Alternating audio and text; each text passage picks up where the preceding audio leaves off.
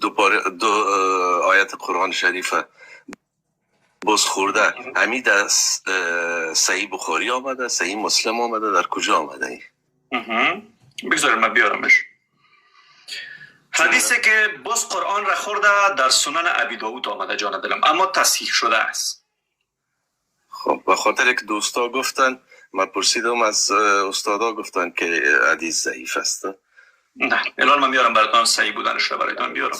اونا هر چیزی را که خوش نداشته باشن میگن ضعیف است. ببینید تک میریم به طرف روایت. خب حدیث باز کتاب سنن ابن ماجه، معذرت مرا بپذیرین، سنن ابن ماجه باب 36 حدیث 1944. میریم به طرف تصحیح. عن عایشه ام المؤمنین لقد، ببین عزیز من دقیقا امین روایت آمده. روایت چهارم کتابش رو هم برایتان میگم یادداشت کنین که تصحیح شده از حدیث. آیت الرجم و رضاعت کبیری، میبینین صحیفتون تحت سریر فلما مات رسول الله صلی الله علیه و سلم، ایشان برایتون بخونم، تشاغلنا به موتی فدخل داجنا فاکلها، باز داخل شد و خوردش.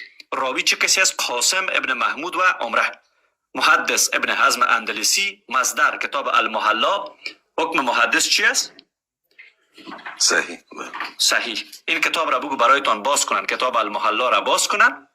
ابن حزم اندلسی روایت 235 را، صفحه 235 را برای شما باز کنن و برایتان بیارن که واقعا حکم محدث به نام ابن حزم تصحیح شده یا ضعیف است. یک روایت. روایت دوم صحیح سنن ابن ماجه از چی کسی است؟ از شیخ آلبانی. محدثش شیخ آلبانی است. اینا کتاب هستن، سایت اینترنتی نیست. صفحه رقم حدیث 1593. امین مسئله آمده و رضاعت و کبیری اشتن و لقد کان فی صحیفتون تحت سریری فلما مات رسول الله صلی الله علیه و سلم و تشاغلنا به موتی دخلت داجنان فاکلها، باز داخل می شود نوش جانش میکنه. فاکلها، خوردن. راوی عایشه ام المؤمنین. محدث الالبانی. مصدر صحیح ابن ماجه رقم حدیث 1593. خلاصه حکم محدث حدیث چی است؟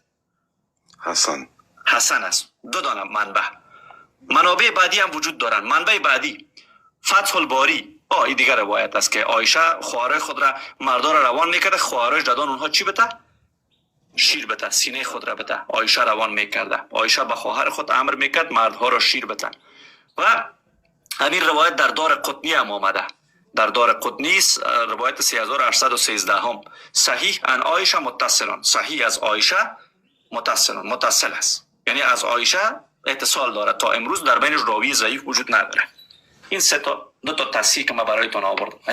گوش عزیزی خو یک گپ بسیار کلان است. اگر مثلا دو آیه را باز خورده باشه، این خود امی اساسات اسلام شما ادعای بسیار بزرگ کردین با این حدیثا. خب برایشان میگم که بیاین در همین باب شما متوجه بودین در مناظره که با ما برابر شدن امی آقای غمبخ